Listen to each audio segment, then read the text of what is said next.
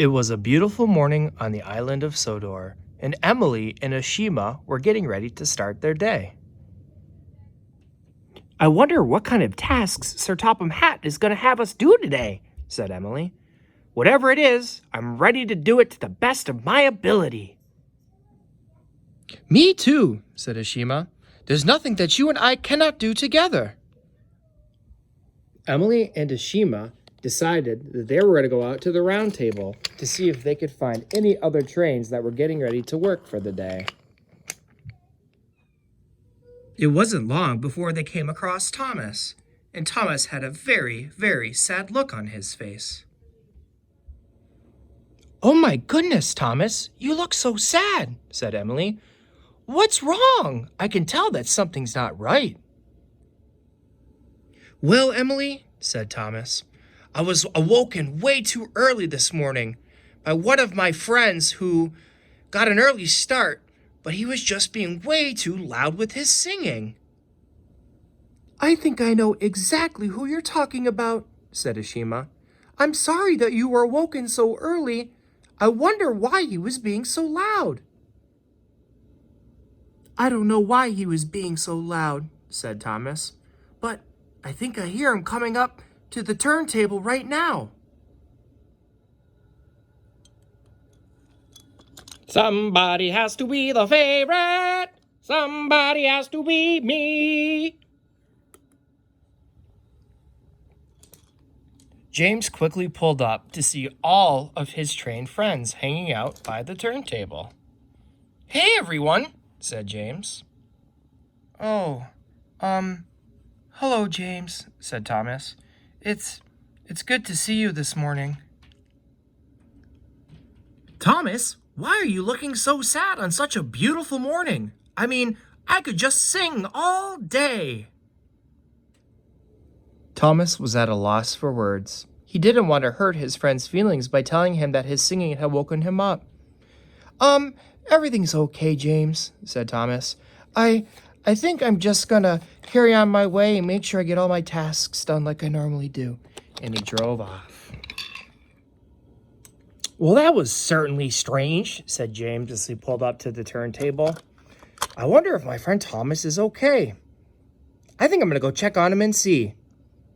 So James decided to quickly whoosh away to find his friend Thomas. I certainly hope that Thomas and James are able to talk soon, said Emily as she carried on about her day. But in the meantime, I got things to do.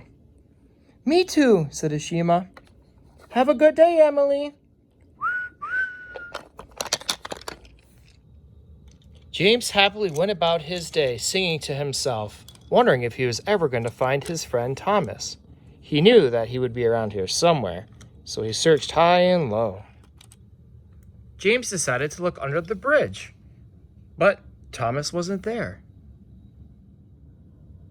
He pulled up to Tidmouth's shed, but Thomas wasn't there either. I'm really worried about my friend Thomas, James thought to himself. I hope everything's okay and that I find him soon. James carried on his way.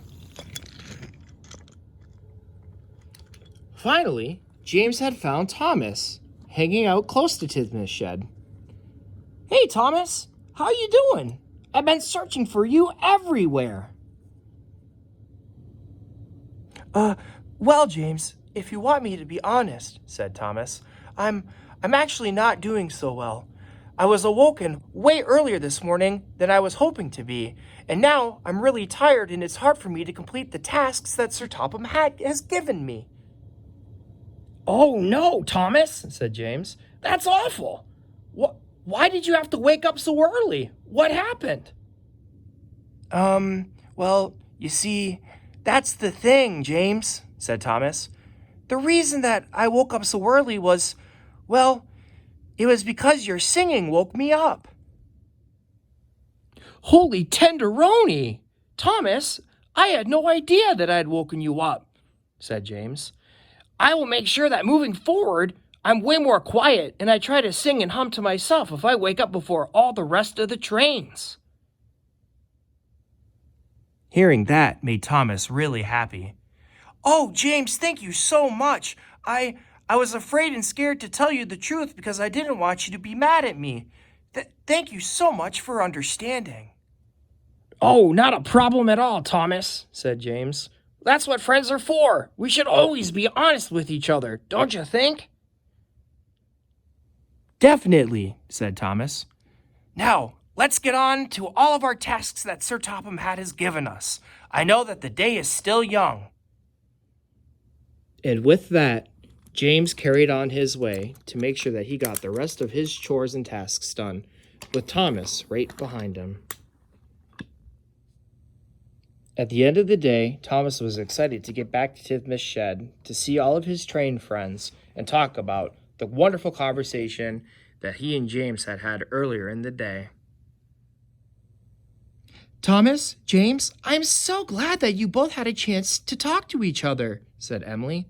We knew that Thomas looked sad this morning, and we knew the only way to make him feel better was to have him talk to you, James. I'm really glad that Thomas talked to me too, Emily, James said ecstatically. I think he and I are better friends now than we've ever been before.